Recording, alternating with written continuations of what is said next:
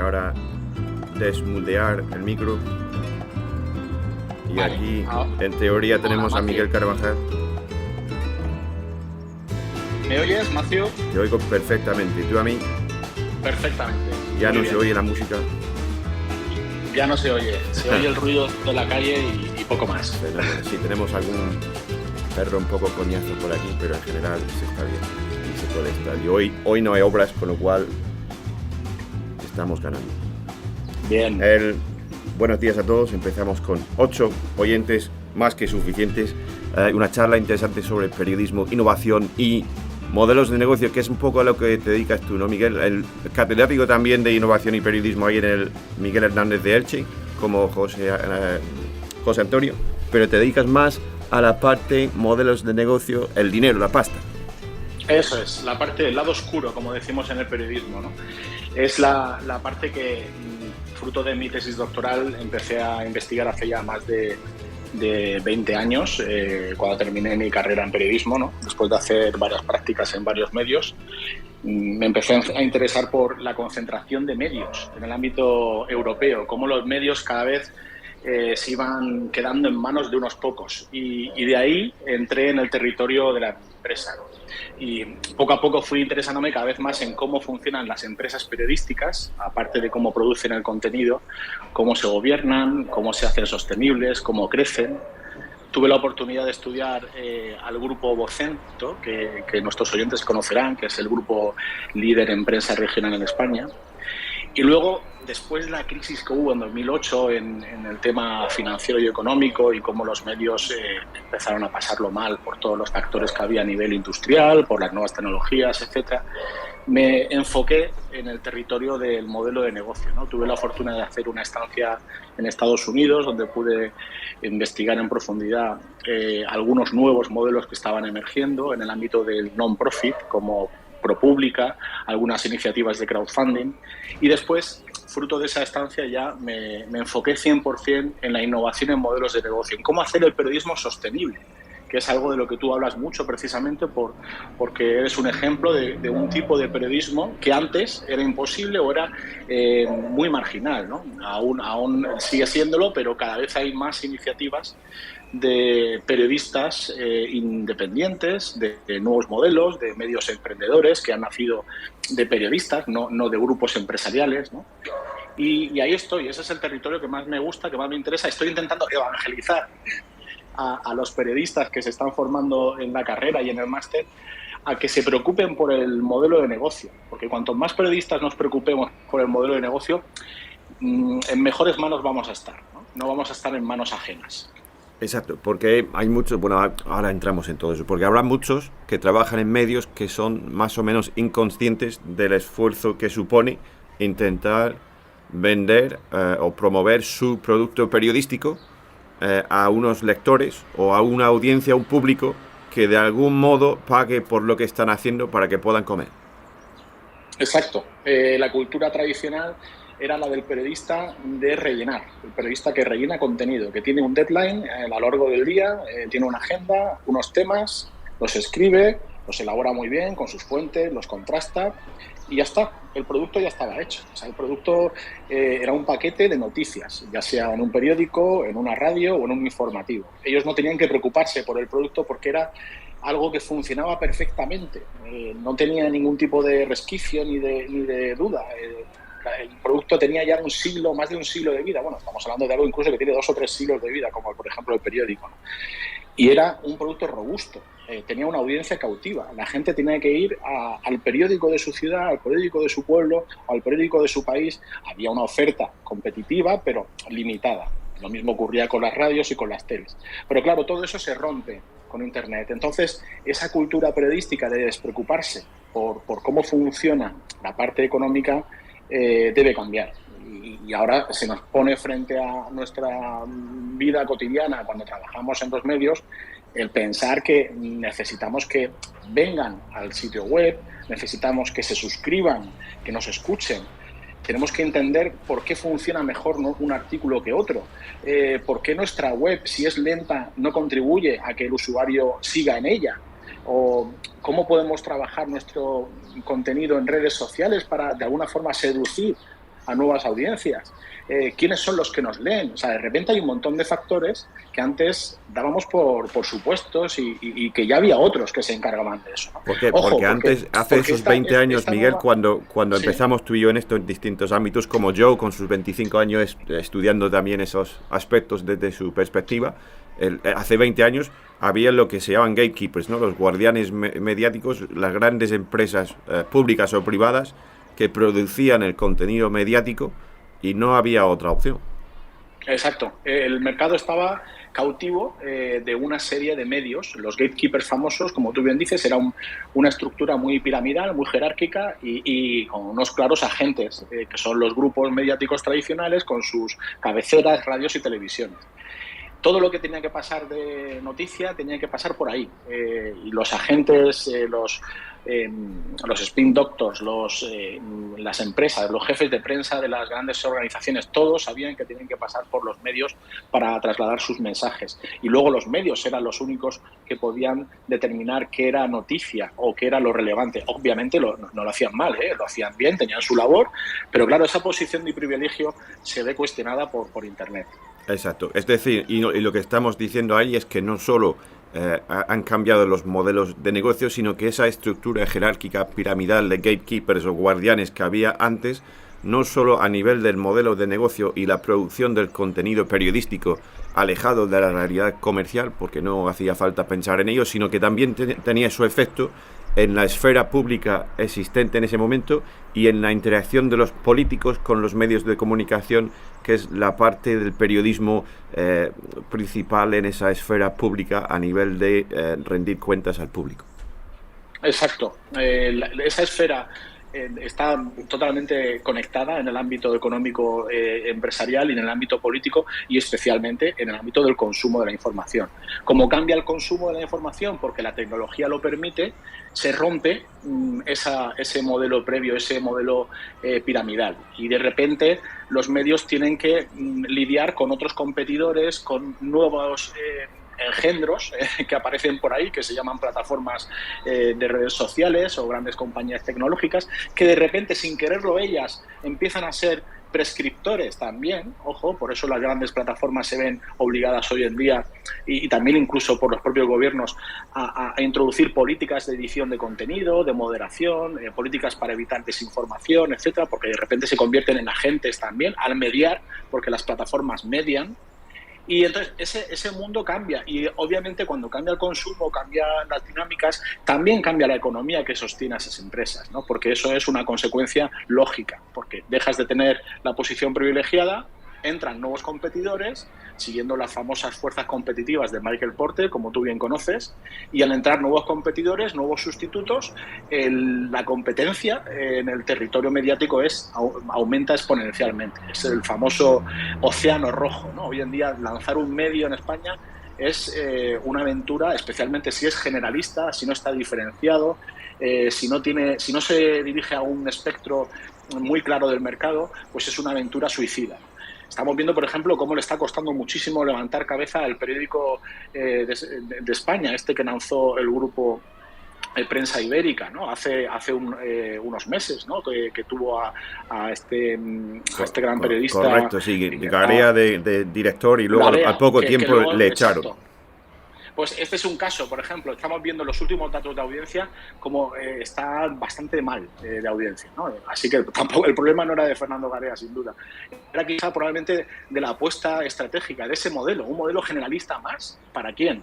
¿Para qué lectores? Y encima con una edición impresa. Yo, obviamente, soy un humilde profesor. Los que ponen dinero son los que deben hablar, como se dice en el ámbito anglosajón, put your money where your mouth is. But en este caso, como analista, puedo pensar, oye, me parece una aventura un poco suicida. ¿Qué otros elementos debió haber ahí? ¿Qué otras razones debió haber? Quizá pues un tema corporativo, de tener una voz en Madrid, de presionar a los políticos o de poder tener capacidad para obtener financiación en el ámbito regional, de otras campañas publicitarias, en fin.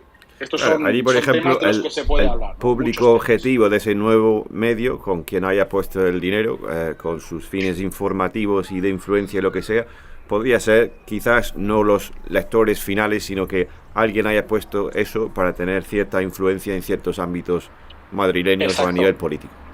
Exacto. A veces, en un modelo de negocio, la misión de ese proyecto no es rentabilidad, ni tampoco beneficios.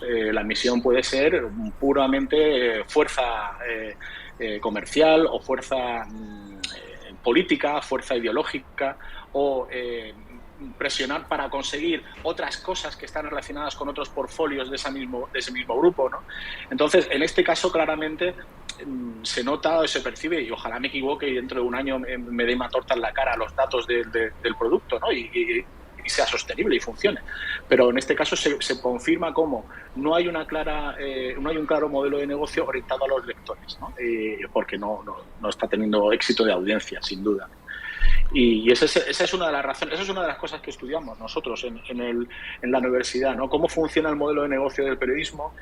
Porque hasta ahora, como eso que te contaba antes, de repente los medios y los periodistas empezamos a preocuparnos por la economía del periodismo y lo primero que pensamos en la economía del periodismo es cómo ganar dinero, ¿no? Decimos, vale, pues si el problema es ganar dinero, venga, vamos a poner nuevas fuentes de ingresos, vamos a hacer branded content, vamos a poner muros de pago, exacto, vamos a poner... No se trata de eso. No se trata de eso. Ese es el gran error que hemos cometido generalmente los principiantes que nos hemos introducido en este territorio o muchas empresas cuando se han lanzado ahí. No se trata de eso, se trata de crear valor. Es decir, a quién me dirijo y qué valor le voy a crear y después pensaré en cómo voy a poder recuperar el valor que he invertido, ¿no? A través de otro tipo de fuentes de ingresos. Pero primero es crear valor, saber qué estoy aportando. No se trata de incorporar nuevas fuentes de ingresos, porque si tu mercado está desdibujado, está poco afinado, por muchas fuentes de ingresos que pongas, pues no va a venir nadie, no van a convertirse. Es tan fácil hoy en día dibujar ese mercado, ese público objetivo. Espera, antes de profundizar en eso, que nos da para rato aquí, sobre esos 20 años, antes de seguir, sobre esos 20 años y estudiando los distintos medios y casos y ejemplos que has visto tanto en España como fuera, me surge una pregunta sobre las peculiaridades, digamos, del mercado mediático español. Y si has notado alguna diferencia ahí importante a nivel de la evolución del todo con ese gran cambio que ha sido Internet en los últimos 20 años en todas sus vertientes. Pienso sobre todo en el aspecto, por ejemplo, no solo político, influencia que acabas de comentar, sino también la prensa regional. Sí, a ver, a nivel internacional, además hay unos académicos que se llaman Hallin y Mancini que tienen una teoría, dicen como que hay tres grandes tipos de países o de mercados, ¿no? Están el noratlántico, que es un mercado liberal anglosajón, ¿no? Como por ejemplo Reino Unido, Estados Unidos, donde tienen una prensa muy fuerte, independiente de los poderes políticos, muy orientada al comercio, muy comercial, con un origen muy mercantil. Y ese mundo empresarial pues ha tenido, generalmente ese mundo periodístico, esos modelos periodísticos han tenido siempre, han liderado, ¿no?, los cambios y la transformación, porque han sido muy orientados al mercado y por tanto muy innovadores. Luego está el modelo centroeuropeo, que tiene unas grandes redes profesionales, que son modelos de prensa que tienen también independencia política, no están muy vinculados a los estados, son bastante independientes los propios medios, tienen prensa obviamente opinativa, pero más independiente, unas redes profesionales muy autónomas y luego una gran penetración de prensa. Son mercados muy maduros, donde antes de Internet se leían muchos periódicos. Antes había, pues estoy hablando de cada 1000 personas, pues se leían en torno a 600 o 500 personas leían prensa, ¿no? Si luego bajamos al sur de Europa, que es donde está España, con Grecia, Portugal e Italia, y comparamos ese dato, nos encontramos con que estamos en otro sistema mediático. La prensa aquí, antes de Internet, tenía una penetración de 100 por cada 1000, 100 personas de cada 1000 posibles leían el periódico. Y en vez de 600 o 700 en otras zonas y otros países, aquí empezábamos ya con 100 en vez de 600. Exacto. Por ejemplo, Noruega o Suecia tenían en torno a 700, 800, Alemania 500, y España estaba en la cola de esta penetración de prensa, como Grecia, Portugal e Italia. Incluso dentro de España hay dos velocidades. En el norte de España había 100 y pico, 200 lectores por cada 1000, Estamos hablando del País Vasco, La Rioja, Asturias, y luego estaba la zona más baja, que estaba incluso provincias de Andalucía, Murcia, Extremadura, que no superaban a los 100, estaban en torno a 50, 60. Con lo cual, partiendo de esa situación, de ese contexto, por mucho que llegue Internet, por mucho que lleguen grandes oportunidades, la prensa española tiene una situación de penetración relativamente escasa. Podríamos decir que es un periodismo de élites, o sea, que no me malinterpreten los que me escuchan, no estoy pensando en el sentido elitista clásico, ¿no? de solamente para los mejores. Estoy pensando que me refiero a que es un producto que lee, especialmente los periódicos, gente muy específica, muy formada en el ámbito de la empresa, gente adulta, gente con recorrido, y algunos, evidentemente, gente joven, pero con formación y no toda, obviamente. Entonces, desde esa premisa, los modelos que han aparecido en España, que han aparecido los nuevos, son fruto de la crisis del modelo tradicional. Hubo ahí entre 2000 y 2015 una gran emergencia de nuevos modelos, como el diario.es y asociados en torno a ese espectro. El diario El Confidencial, que nació a principios de 2000 también. Son medios que tuvieron iniciativa fruto de grandes visionarios que consiguieron atender unas necesidades, unas audiencias, unos espectros ideológicos y pudieron ir progresando. Entonces España, en ese sentido, tiene modelos parecidos a los del resto del mundo, pero caracterizados por una lentitud a la hora de innovar, también fruto de los recursos que tenemos, de la madurez del mercado. ¿Sabemos si esa diferencia en hábitos de lectura o falta de hábitos de lectura y esa división norte-sur en España se ha mantenido en esos 20 años con ese tiempo y evolución de Internet, o no? Es difícil de saber. Eso es difícil saber, pero hay unos estudios interesantes que han hecho compañeros de la Universidad de Navarra y de Galicia que muestran un panorama de nacimiento de medios digitales bastante diversificado en todo el país. Hay de todo. Los grandes núcleos urbanos han sido donde más medios digitales han crecido. El consumo de Internet es bastante parejo en todos los territorios. Lo que sigue siendo más o menos diferente es el consumo informativo. Y se mantiene que los lugares donde antes se leía más prensa, pues se consume más prensa digital. Donde antes se leía más periódicos en papel, hay más suscriptores de digital, ¿no? Lo vemos, por ejemplo, en el caso del grupo. Tenemos constatado a nivel de estudios académicos que hay más lectura de prensa digital y más suscriptores digitales, por ejemplo, en Madrid, País Vasco y en Rioja, que en Extremadura o Murcia. Sí, sin duda. Y además, un ejemplo.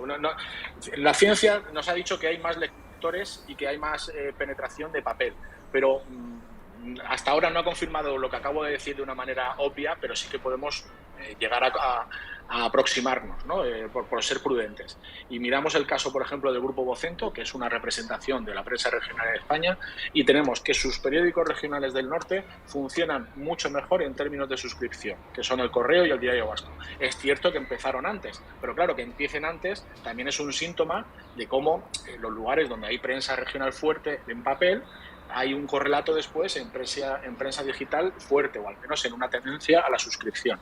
Y luego Madrid es el lugar donde más suscriptores hay para los grandes periódicos. O sea, El País, El Mundo, El Confidencial, El Diario.es, tienen una gran dependencia de Madrid. Sus bases de suscripción no están tan diversificadas como les gustaría. Ahí tienen un gran reto. Y claro, hay un escenario muy competitivo, muy interesante, es cómo están empezando a poner modelos de pago los diarios regionales y cómo van a cautivar a sus públicos y a ver cómo van a crecer los grandes medios que de momento han dado su primer impulso en estos 2 o 3 años, cómo van a seguir creciendo más allá de Madrid y Barcelona, porque que son los grandes núcleos urbanos y donde más se consumía prensa y donde más suscriptores digitales hay. Y eso es así. Es un reto interesante. ¿Eso es así también para medios de izquierdas y derechas? ¿O sí, tienen distintos? O sea, son élites en todo caso, pero izquierda y derecha, es decir, o algo como El Diario o Público podría llegar a un público menos elitista. A ver, te recuerdo que lo que he dicho de élite no lo cerremos a ese carácter casi incluso peyorativo o clasista, ¿no? Pero sí, sin duda, cuando hablamos de lectores y de suscriptores, el diario.es o El Confidencial o Público, que son diferentes ideológicamente, no el Diario y Público, que sí que son más o menos próximos, aunque tiendan de izquierdas y derechas, atienden a personas, se dirigen a personas y se suscriben personas que son personas con un nivel formativo o con una educación o con una alfabetización mediática alta. Eso es un denominador común. Es que es impensable que fuera lo contrario. O sea, ¿cómo se va a suscribir alguien a un periódico si no consume prensa ya? Si no es una persona con ese hábito, ¿no? Entonces, es lo lógico. Y no hablo de élites en términos económicos. Por eso no hay ninguna contradicción en decir que las suscripciones de los diarios de izquierda también es de gente formada, normal, es lo que ocurre. Lo que sí que te puedo garantizar es que tanto los periódicos digitales de izquierda como derechas, si utilizamos esa terminología, tienen una gran dependencia, especialmente los nacionales, de Madrid como base para la suscripción. O sea, en esta nueva época tenemos, por un lado, un público con ciertos segmentos de lectura que está dividido por zonas geográficas, y son las zonas geográficas típicas de la prensa escrita. Antes tenemos más medios de comunicación que han surgido en esta era de Internet, digitales sobre todo, y más periodistas quizás intentando hacer periodismo de algún tipo en algún sitio con algún tipo de público y temario. Y luego tenemos este tsunami de información que llega a los lectores y que de algún modo todos tenemos que intentar hacer algún modelo de negocio que funcione y ganar algo de dinero.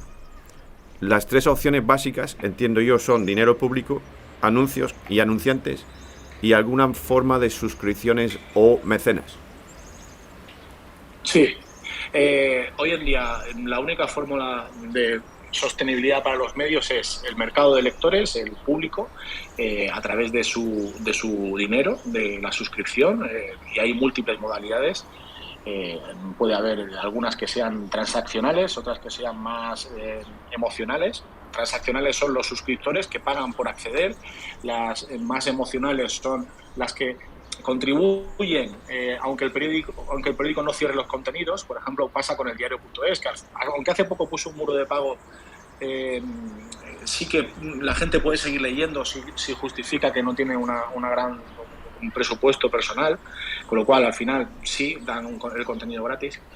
Y luego está otro tipo de contribuciones, que son donaciones, suscripciones a través de crowdfunding, a través de otras plataformas como Patreon, o como es en tu caso, ¿no? Que tienes mecenas que te apoyan y que confían en tu periodismo, confían en tu causa y se suscriben. No están esperando que de ti el producto a las 4 de la tarde, ni te están pidiendo cuentas especialmente porque les des, porque saben que tú lo vas a hacer, ¿no? Pero es gente que ya confía en ti, que son mecenas que te apoyan y que confían en tu misión. Luego tenemos el mundo de la publicidad. Y ahí en el mundo de la publicidad, Google, Facebook y otras grandes plataformas son dominantes. Entonces los medios tienen que buscar otro tipo de fuentes de ingresos, como la publicidad nativa, la publicidad programática, pero es el ámbito donde más están sufriendo los medios, aunque ha crecido precisamente este último año, hay que reconocerlo, que están cada vez más, porque hay ahí conflictos relacionados con los datos, con las cookies, que los medios ya no se pueden compartir de terceros, con lo cual los medios empiezan a tener de nuevo un poco de capacidad de negociación con los grandes anunciantes. Y luego tenemos la financiación pública, o de grandes filántropos o de organizaciones sin ánimo de lucro, o el propio dinero del Estado, ¿no? Entonces, son esas tres grandes alternativas, pero dentro de estas tres hay múltiples vías de ingresos posibles, ¿no? Entonces, ahí hay un panorama muy, muy interesante. Los medios en España tradicionales, por así decirlo, están girando de modelos de ingresos publicitarios principalmente a modelo de suscripción, es decir, se están orientando a ser viables a través especialmente y sobre todo de los lectores, porque les interesa de cara al futuro para ser independientes frente a los anunciantes, pero aún dependen en gran medida de la publicidad. Y luego, por supuesto, hay una parte de ingresos que llega de los institucional, ¿no? De las campañas publicitarias. Especialmente eso se nota a nivel regional y local, donde hay muchos medios que nacen al amparo de ayuntamientos, de instituciones locales, y ahí, aunque no lo tengo yo estudiado de manera rigurosa, ¿no? Pero es donde más se percibe esos ingresos y esa competencia. Y luego, obviamente, en el ámbito regional hay lugares donde hay que hacer un poco más de rastreo de cómo se reparte el dinero público, para campañas, para anuncios en medios, y con qué criterios y con qué recursos. Y hay una relación entre el modelo de negocio que se elige, el medio, la estructura del medio que sea y su tamaño, y luego su efecto, el contenido que produce y su efecto posterior en la esfera pública. Claro, sí, porque te compromete el modelo de negocio que eliges. Si tienes una fuente de ingresos centrada puramente en la publicidad y tu modelo es llegar a tener muchos lectores y una gran escala, de alguna forma estás orientándote, estás poniendo por encima de todo lo demás a los anunciantes, ¿no? Es verdad que para poder llegar a los anunciantes tienes que tener audiencia, y esa audiencia hay formas y formas de conseguirla, ¿no? Puede ser más agresivo y no respetar tu producto, o puedes intentar conseguir una audiencia a base de tener una muy buena relación con ellos y un producto periodístico de calidad. Y entonces eso te compromete a nivel público, sin duda.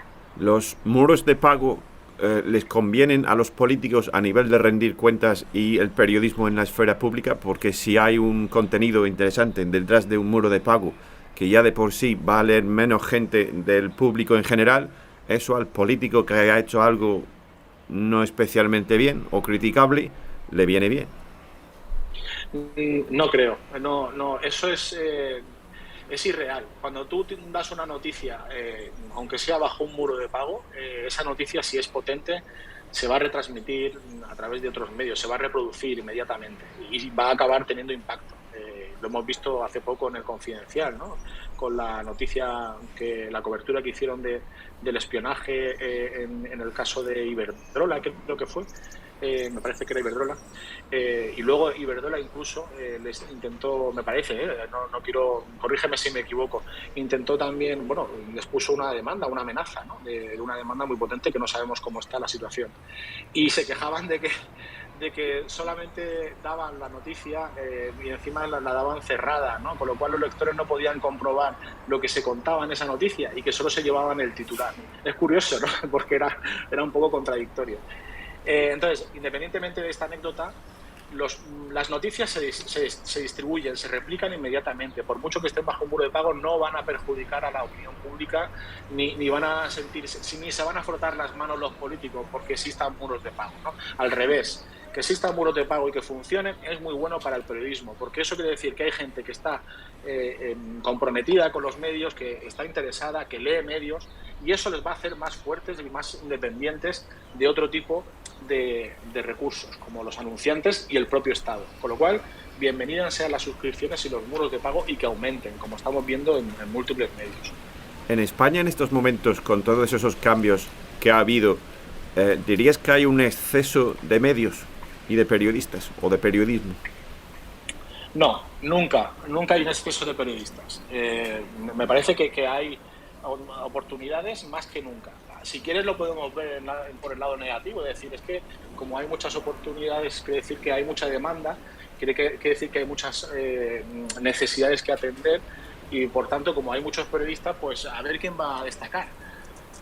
Podríamos ser críticos con ese enfoque, pero yo al revés, yo soy optimista. Yo pienso que nunca ha habido tantas oportunidades para comunicar como ahora, gracias a la tecnología, a Internet y a múltiples escenarios, y se necesitan los periodistas precisamente por eso, porque hay mucho ruido, porque hay muchos usuarios contando cosas, y a veces es bueno que haya alguien que se dedique de manera profesional, a veces no, siempre es bueno que haya gente que se dedique de manera profesional a poner orden en ese caos, a poner un poco de sentido común, obviamente si hacen bien su trabajo.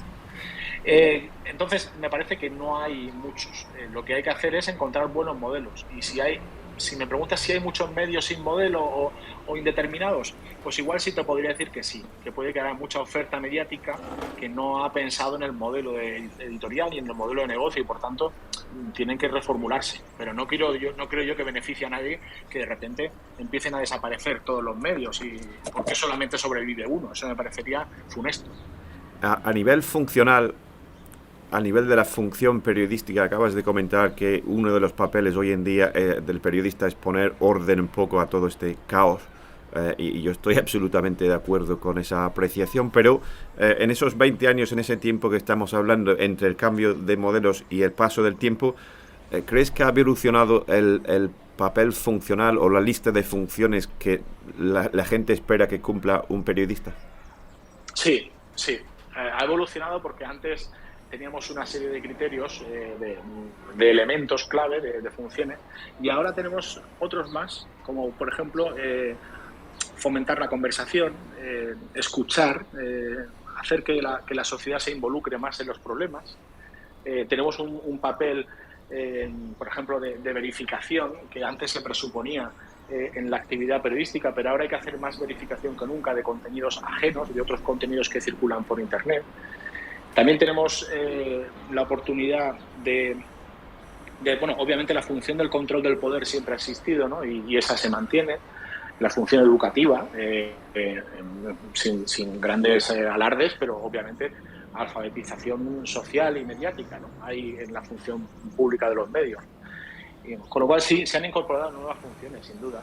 Y creo que esa es una entre ellas está la de poner orden en el ruido que generan las redes sociales, Internet, y contribuir a que haya más diálogo, pero un diálogo ordenado, ¿no? Cuando digo ordenado no es censurando ni controlando, sino simplemente facilitando una explicación de la situación, ¿no? Cada vez hay más productos que precisamente lo que hacen es intentar aclarar las cosas, ¿no? Y boletines de correo de medios y de periodistas independientes o medios tradicionales que te explican los 4 o 5 temas esenciales, porque saben que no puedes consumir 80 URLs al día, ¿no?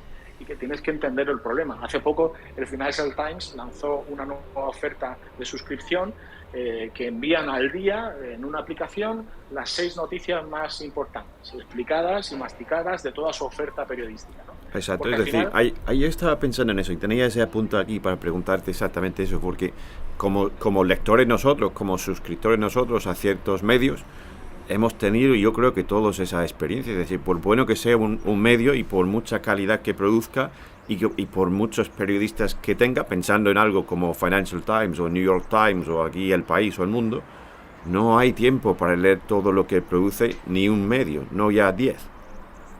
Sin duda, es la gran paradoja, ¿no? Y como nos suscribimos a 2, 3 medios, los más afortunados, pues tenemos ese síndrome de Stendhal, ¿no? De tener que consumir tanta oportunidad y al final incapacidad de poder abarcarlo todo. Es decir, a nivel del modelo de negocio de un gran medio, si Financial Times o New York Times pudiese identificar los 10 o 20 artículos diarios de los 100 que producen, que realmente son los que mueven a los lectores, los otros 80, a nivel del negocio puramente, les sobra. Claro, es que eso ha ocurrido ya, Matthew. Eso que estás diciendo ha ocurrido. Los medios que mejor lo están haciendo a nivel mundial han reducido el número de historias que publican a diario. Y de hecho has dicho muchas. Ahora mismo el New York Times y el Washington Post en una edición diaria, al menos la edición que publican, están por debajo de las 100 historias. O sea, no, a diferencia de los medios españoles. Tú te vas, por ejemplo, a ABC y te publica 100 o 120 URLs al día. Que eso es una locura, que no tiene sentido. Al final, ¿qué contenido estás publicando? ¿Sobre qué tonterías se está publicando, ¿no? Lo mismo pasa a nivel local. Yo tengo periódicos en ámbito regional, no voy a decir nombres, que con el objetivo de generar tráfico se publican cosas que son absurdas o que no tienen ningún interés, que es un puro replicar lo que se ha dicho en redes sociales o lo que están o el trending topic de turno. Eso simplemente se hace por calentar la hoguera y por seguir echando leña para poder mantener el tráfico, pero eso no tiene ningún sentido como producto. Los suscriptores no están ahí para consumir eso. Entonces, de manera inteligente, lo lógico, aunque es fácil decirlo desde la tarima de la academia, ¿no? Porque yo no estoy ahí en esas empresas, pero lo lógico sería concentrar el producto, reducir la oferta, hacer menos pero mejor, historias que sean propias, no entrar al ruido mediático de otros, ¿no? Sino hacer algo que realmente caracterice tu oferta y que resuelva el problema de los suscriptores y de los lectores cuando quieren informarse el día a día, no quieren verse saturados. De hecho, los medios, como saben que la saturación es perjudicial porque al final el lector desconecta, tienen estrategias para intentar recordarle al lector constantemente, oye, que estás suscrito a nuestro periódico, si quieres mira esta historia, formas de personalizar el producto. Mira, viendo tus datos del último mes, que quizás te pueden interesar más, ¿no? O sea, por eso se está trabajando por ahí, como tú bien dices, Matthew. O sea, por un lado queremos, o sea, en ese tsunami de información en el que vivimos ya todos e intentamos informarnos todos al nivel que sea, queremos que alguien ponga un poco de orden y que además lo haga de una forma habitual y contenida. Sí. El hábito es importante, pero no me des 120 artículos al día. Dame como mucho 10. Claro, dame, bueno, 10, no sé si hay que decir 10 o... Bueno, o 30, por decir, ¿no?, una cifra. Pero, sí, por decir una cifra. Mira, en el caso del Financial Times y de esa oferta que te he dicho de 6 artículos en esa aplicación, hay que decir que esa es un producto entre otros que tiene el propio diario. Pero el Financial Times ha identificado que tiene miles incluso millones de suscriptores en sus redes sociales, y que a esa gente podría llegar con una oferta un poquito más asequible y una oferta más barata, más sencilla. Entonces han decidido ofrecerles eso. Pero también a los suscriptores en general, a los propios medios, la gente tiene que un sistema químico, todos lo tenemos, que nos produce recompensas simbólicas, emocionales, terminar las cosas. ¿Sabes? Me he leído este libro, ¡ay, qué bien! Estoy satisfecho. Me he escuchado este podcast, estoy satisfecho. He leído este boletín o este informe, bien, he llegado hasta el final. Eso, aunque parezca una tontería que estoy diciendo, tiene una fortaleza y una recompensa psicológica. Entonces, los medios tienen que hacer que sus productos, con perdón, desde la universidad lo digo, produzcan esas mismas recompensas. O sea, hacer productos finitos, que empieces y que acabes, que sepas que ya te has enterado de lo que ocurre en el día, que tengas esa sensación de haber completado con éxito. Y eso se hace a través de la edición, de editar contenido, ¿no? Empezar una experiencia de un medio es entras por un sitio y te vas por otro y has consumido una oferta clara, rotunda. Eso era lo que era un periódico, aunque el periódico no lo leíamos todos, pero de alguna forma tenía un principio y un final, ¿no? ¿Qué pasa? Que con la web empezó empezó de forma anárquica y a publicar a lo loco, intentar generar tráfico, y ahora estamos poco a poco, toda la industria, reconduciendo y encontrando cómo es un producto digital adecuado, ¿no? Lo que has dicho hace momentos sobre reacciones al trabajo periodístico es muy interesante, porque eso no solo a nivel periodístico y de informarnos, sino luego a nivel comercial. A mí se me ocurre un ejemplo mío, sí. en el sentido negativo. Me acuerdo de cuando fui a Almería a hacer la cobertura del juicio de Quezada por el asesinato del niño Gabriel Cruz, y yo a nivel periodístico estuve satisfecho con el trabajo, digamos, a nivel diario y la crónica durante el juicio entero, por duro que fue eso, pero a nivel comercial, en ese momento, por esos artículos o por esas crónicas, algunos se desapuntaban. Porque la reacción que les... Sí, claro, porque la reacción que les producía, por el tema que fue, no por lo que estaba haciendo yo especialmente, sino por el tema que fue, les producía una reacción desagradable, entiendo. Entonces, claro, tenemos estudiado a nivel general cuáles son las... cada noticia o cada tema o cada estilo de periodismo o cada formato periodístico es susceptible de producir una cierta reacción en el lector cuando lo lea o cuando lo vea.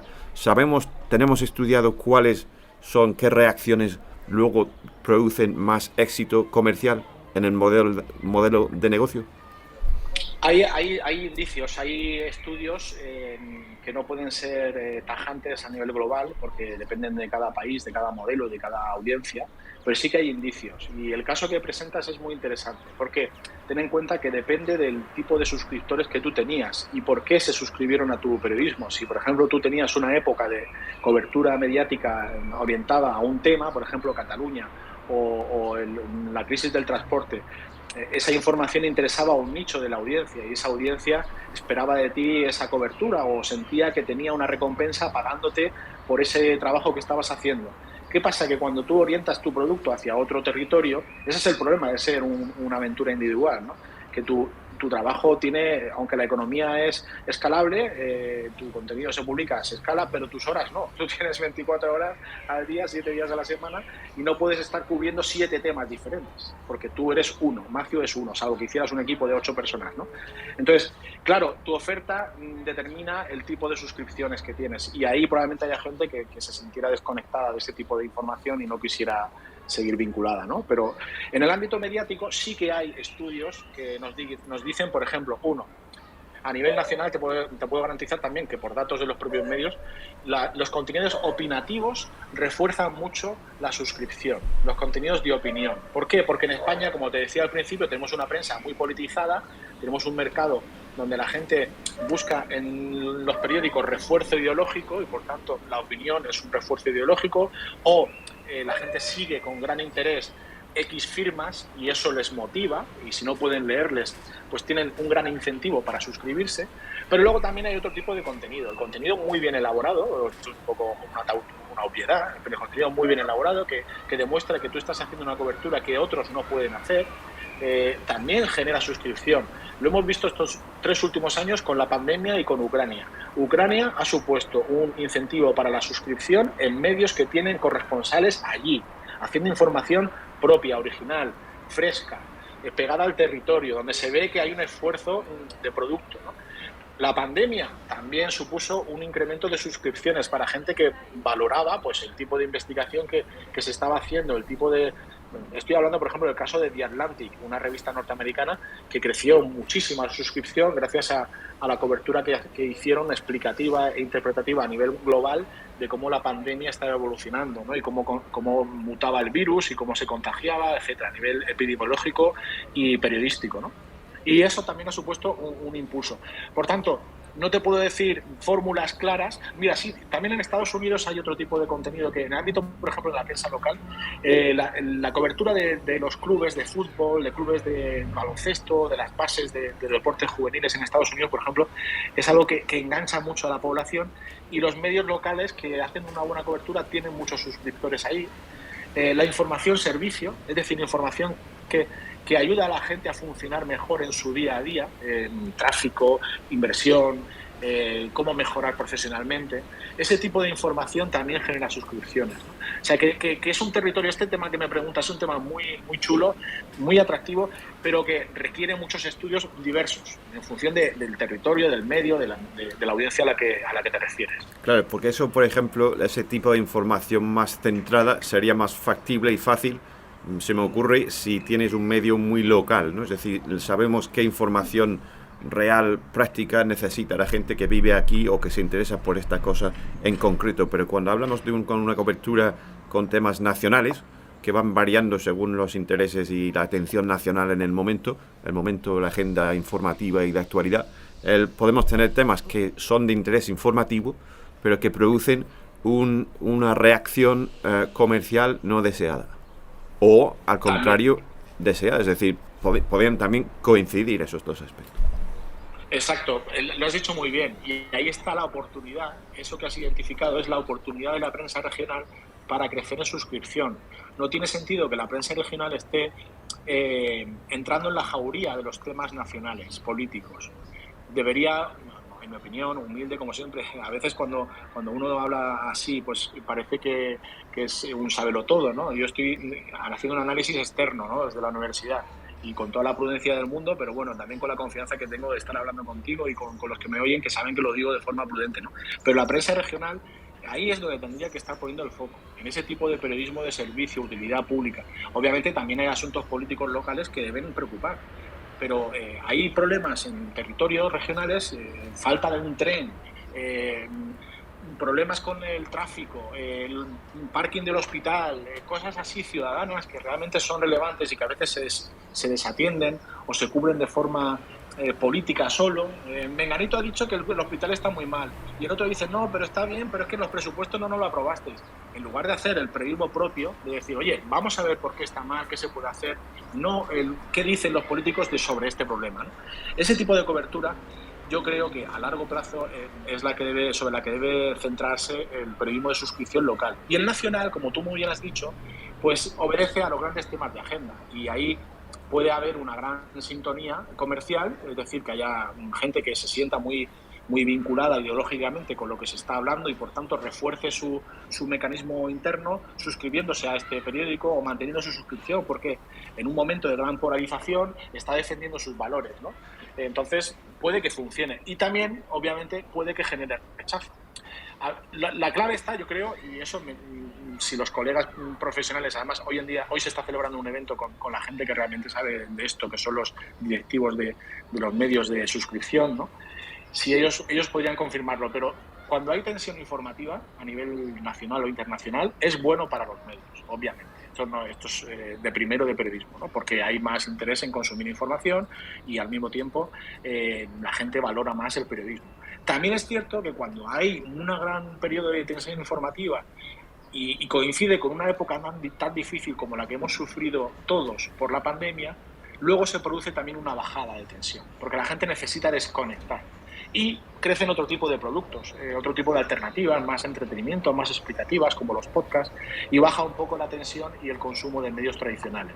Claro, es un poco queremos ver series en Netflix que no seguir leyendo noticias. Eso es, efectivamente.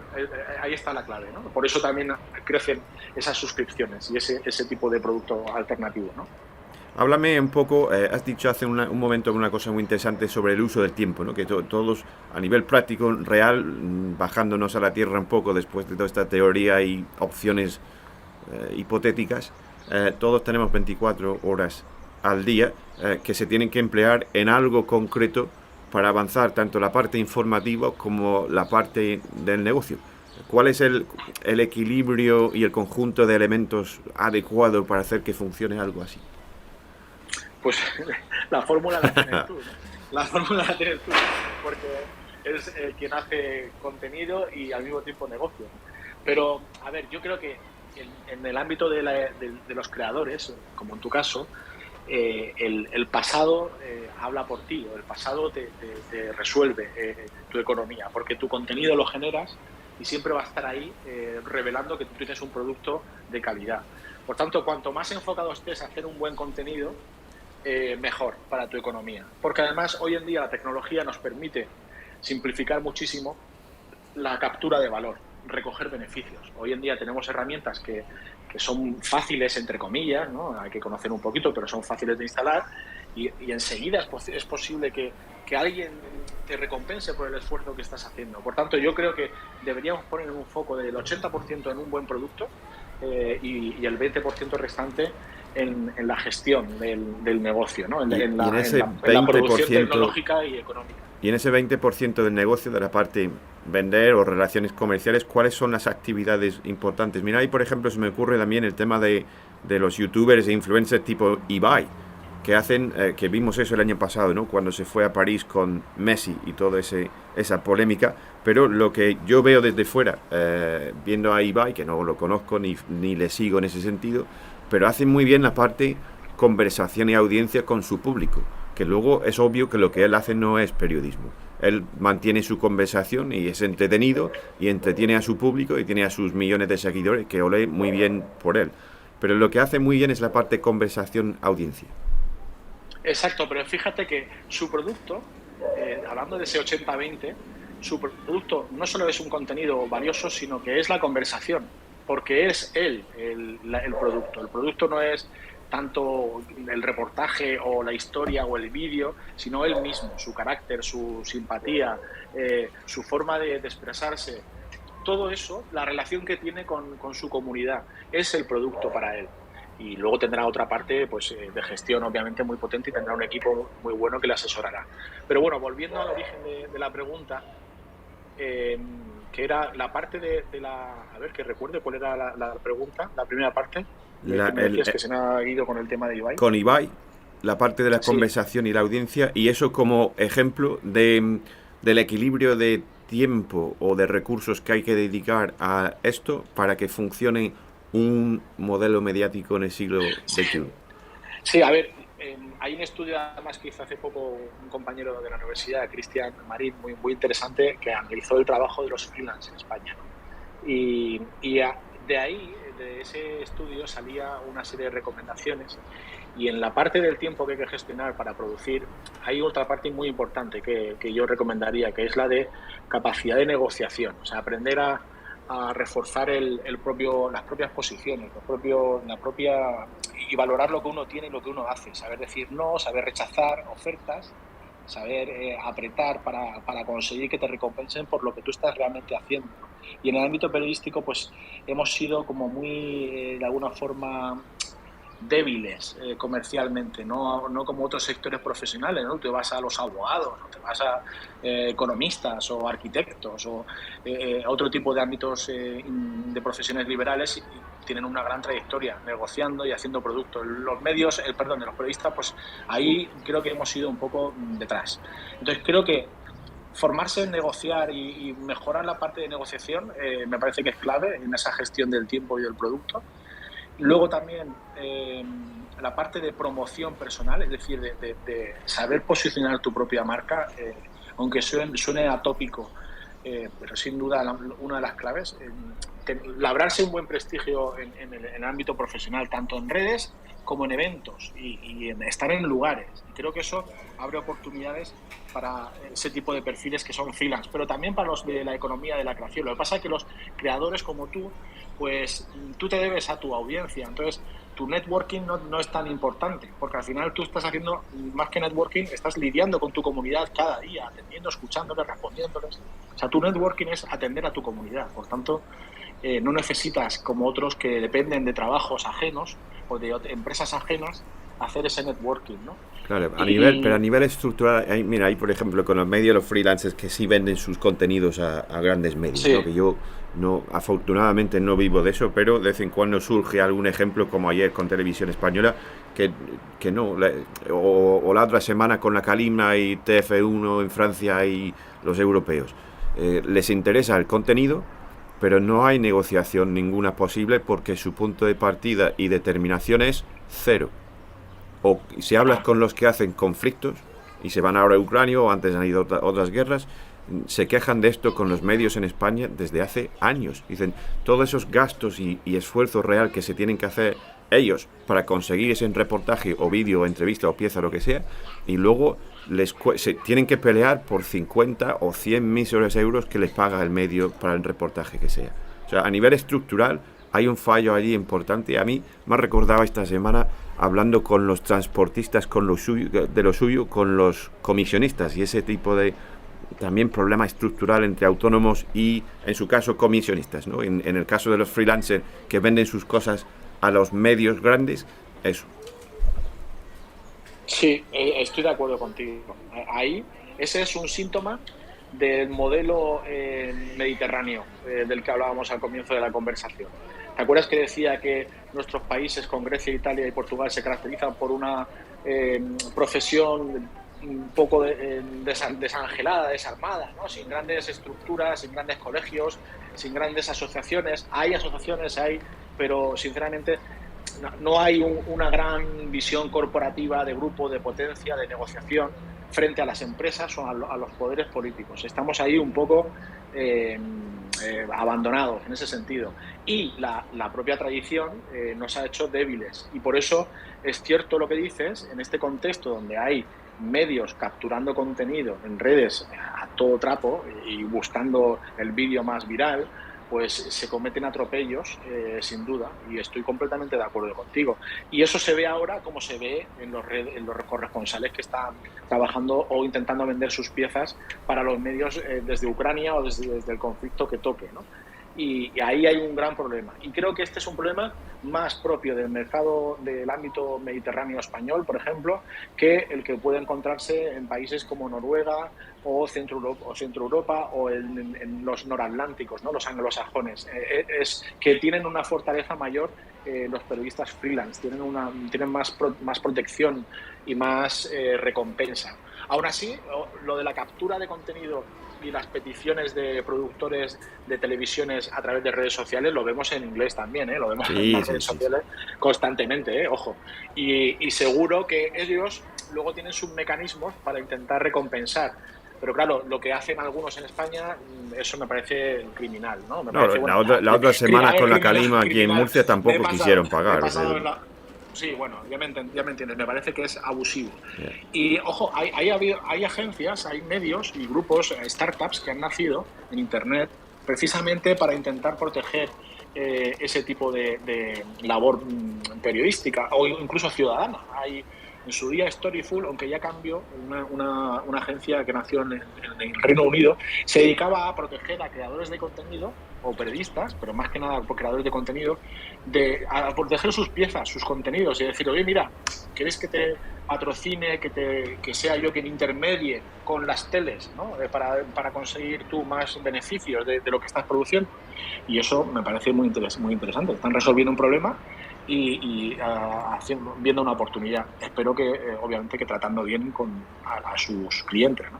Bien, si te parece, ¿quieres hacer algún comentario tú antes de pasar a las preguntas de los que nos están escuchando? No, el único comentario que tengo que hacer es que agradecerte que me invites a este evento y manifestar que pues mi admiración por el trabajo que haces y por el modelo que representas. Ya hace años que te traje a la universidad, al máster de innovación en periodismo que tenemos allí, del que habló José Alberto, porque pensamos que iniciativas de este tipo hay que ponerlas frente a los estudiantes y que tomen ejemplo, ¿no? Me parece que ese modelo, independientemente del trabajo, de las coberturas, que yo no puedo seguir todos los días de qué haces, obviamente, pero como modelo, como finalidad y como alternativa, me parece muy valioso, ¿no? Y hay que felicitarte por ello. Bueno, yo te agradezco ese comentario, Miguel. Quien tenga una pregunta para Miguel Carvajal, catedrático de Periodismo e Innovación en Elche, el que levante la mano en Twitter o en el Space. Hay que darle al botón y enseguida podrás hacerle la pregunta de sí.